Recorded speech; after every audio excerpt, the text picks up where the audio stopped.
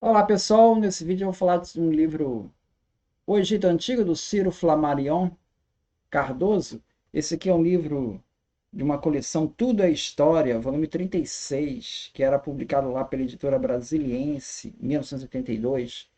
E é um livro que virou assim referência, porque eles escolheram autores assim bastante conhecidos, né, para falar sobre esses temas.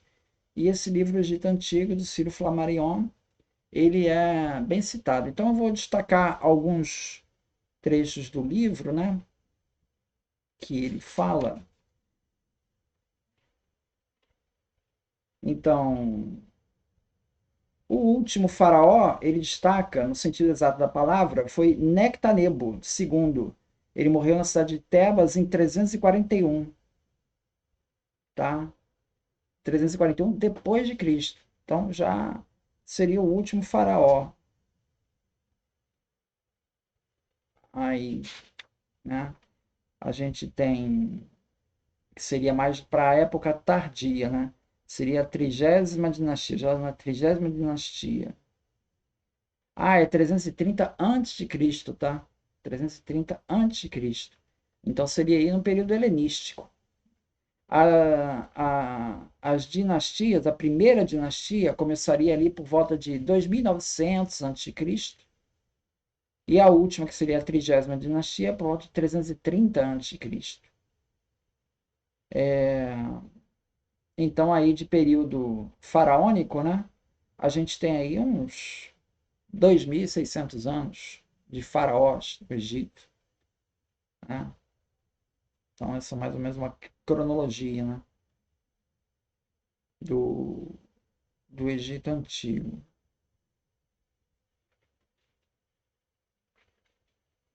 Tem outra questão que ele fala da inovação, né? Ele vai falar sobre os métodos de irrigação e vai fazer referência ao Shaduf. Shaduf era um instrumento, né, que é usado lá na irrigação, um instrumento simples, baseado lá num contrapeso, né, para você elevar a água, né? E ele foi um instrumento que foi usado na Mesopotâmia por séculos. E só depois é que passou a ser usado no Egito. Só foi introduzido no século XIV a.C. Então, ele já aparece em sinetes mesopotâmicos uns 600 anos antes. Então, veja um certo atraso na adoção de uma técnica que já estava em uso lá na Mesopotâmia há séculos, né? Então, ele revela esse aspecto aí de atraso da civilização egípcia. Aqui na página 37, ele fala que nos fins do Reino Novo, o importante documento, o papiro de Wilbur, da 20ª dinastia, mostra que Ramsés V, a semeadura da totalidade das terras reais e dos templos, era controlada administrativamente pelo governo central. Isso estamos já na 20ª dinastia, tá? Então, esse controle mais centralizado não começa do começo, já vem um pouco depois, tá? E aqui na página 55, quanto às estruturas governamentais sob o governo antigo, o faraó era o mais absoluto dos monarcas, adorado como um deus e visto como suprema autoridade religiosa, militar, civil e judiciária. A complexidade crescente da administração forçou, porém, a delegar parte de suas atribuições a sacerdotes e funcionários. Desses últimos, o mais importante era o Chati, uma espécie de primeiro-ministro, por delegação real, chefe da justiça. Presidia os 6 grandes tribunais, da administração central, dos tesouros e dos celeiros reais. Recenseamentos periódicos permitiam conhecer o potencial em homens, terras cultivadas e gado, e assim fixar os impostos. No apogeu do poder monárquico, o Chatti e os outros grandes funcionários provinham da própria família real. Então veja essa centralização em torno desse personagem, Chatti. Ele não fala aqui, mas outros livros se referem a esse personagem como o vizir, né? O vizir. Imhotep era um vizir, possivelmente. Tá?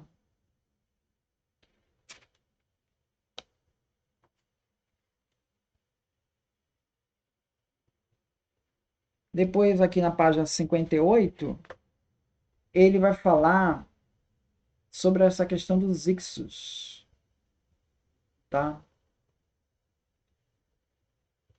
Então, por volta de 1640 a.C., soberanos estrangeiros de origem asiática tomaram o poder no Egito. Maneton chamou de Ixos. Começou então o segundo período intermediário, 1640 a 1550 a.C. Os reis Ixos formam a 15ª dinastia de Maneton, enquanto a 16ª parece consistir em outra dinastia de Ixos, paralelos à anterior. O poder dos Ixos não se estendeu, pelo menos não em forma permanente, à totalidade do país. Os soberanos estrangeiros acolheram Sete como deus dinástico, concentraram-se no Baixo Egito e fortificaram-se na capital situada nos confins orientais do Delta, Avaris. Na região de Tebas surgiu a 17ª dinastia, que governou primeiramente como tributária dos Ixos, contra os quais, no entanto, terminou entrando em choque ao tratar e reunificar todo o país. A reunificação total, porém, com a expulsão dos Ixos, foi só conseguida com o primeiro rei do Reino Novo, com Amrés I. Então, o que é curioso é que os Ixos eles não desfizeram essa estrutura hierárquica faraônica. Continuou tendo faraós no Egito, mas ligados aos Ixos, né? Então, essa estrutura não foi desfeita com a invasão dos Ixos.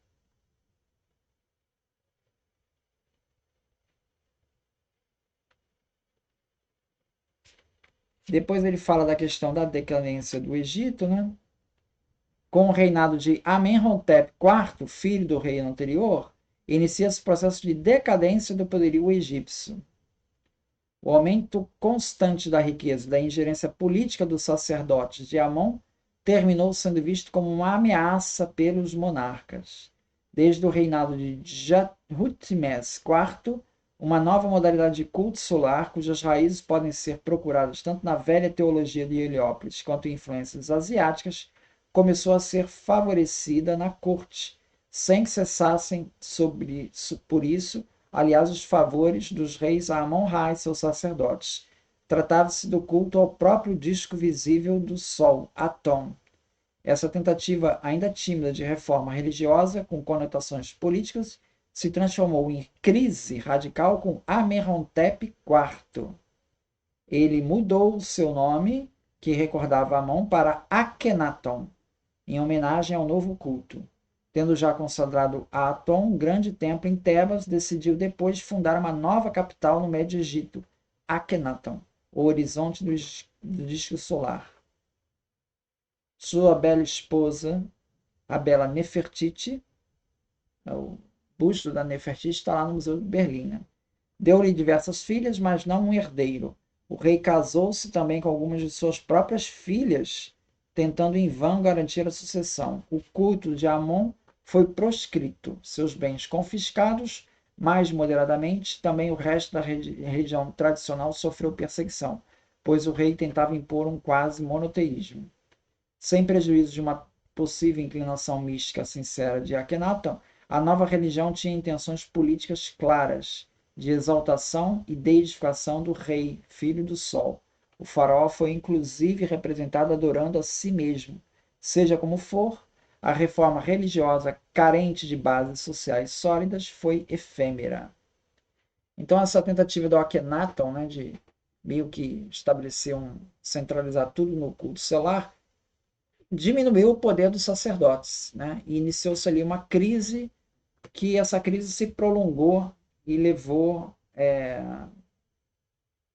a derrocada aí do poder dos faraós.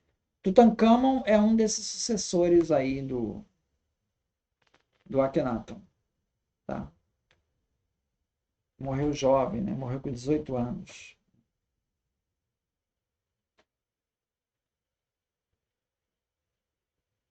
Então, isso é a perspectiva do Rei Sol.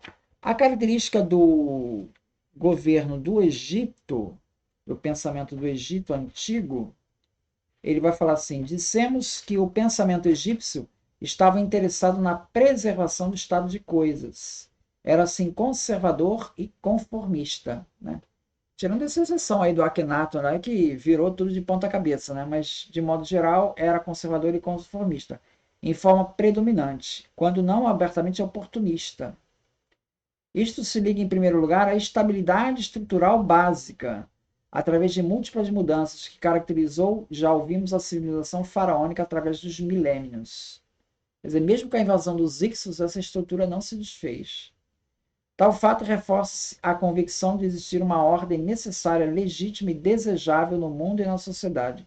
Em segundo lugar, é evidente que a minoria dos letrados, que nos deixou as únicas fontes escritas disponíveis para o estudo das opiniões e ideias do Antigo Egito, estava diretamente ou indiretamente comprometida com o Estado faraônico. Então a gente já tem um viés aí, né?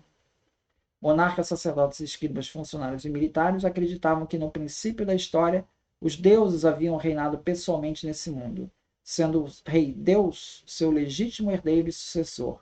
A ordem cósmica e político-social, encarnada na deusa Maat, deusa da justiça, tinha, pois, uma base sagrada, tal como o respeito pela opinião dos antepassados.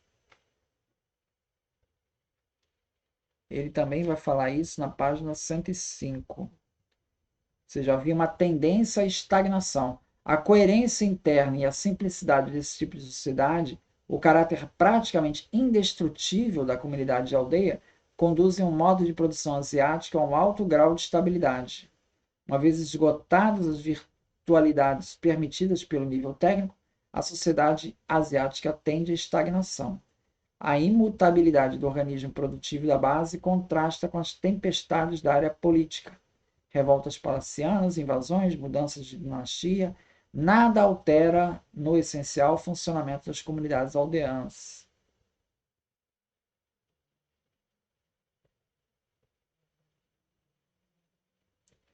Então, veja, ele ainda trabalha com o conceito de modo de produção asiático. Apesar de ele fazer críticas a isso, né? Essa ideia está sujeita a críticas, tá? Porque essa formação do Estado mais forte ela vai ser uma coisa um pouco posterior, né? Mas ele não descarta totalmente isso. Não descarta totalmente esse modelo de modo de produção asiático.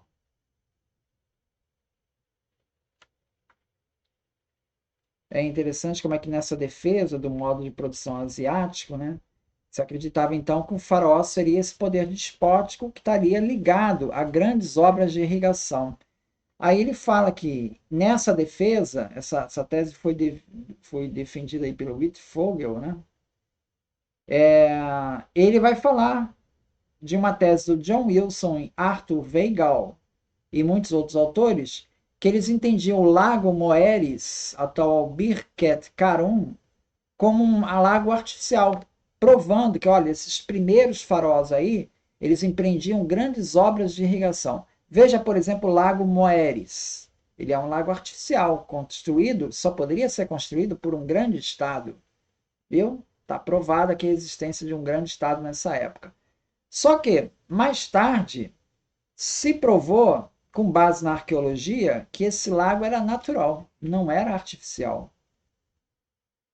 Maspero fala com razão da lenda do lago Moeris, atribuindo a uma falsa interpretação de Heródoto. Tá? Então, assim, isso depois contra a tese hidráulica lá do Marx e do Engels, de que esse faraó ele surgiu nesse momento para viabilizar grandes obras faraônicas. Na verdade, essas grandes obras faraônicas elas vieram depois que esse poder estava constituído. Quer dizer, não existe uma ligação causal entre uma coisa e outra. Não está muito sincrônico isso no tempo. Tá? Isso é que foi objeto de bastante crítica. Mas, apesar disso, o Ciro Flammarion ele destaca a questão da luta de classe e tal, ele não descarta totalmente esse modelo marxista. Ele ainda trabalha com essa ótica, apesar de reconhecer que é um modelo que é sujeito à crítica. É isso, muito obrigado, então.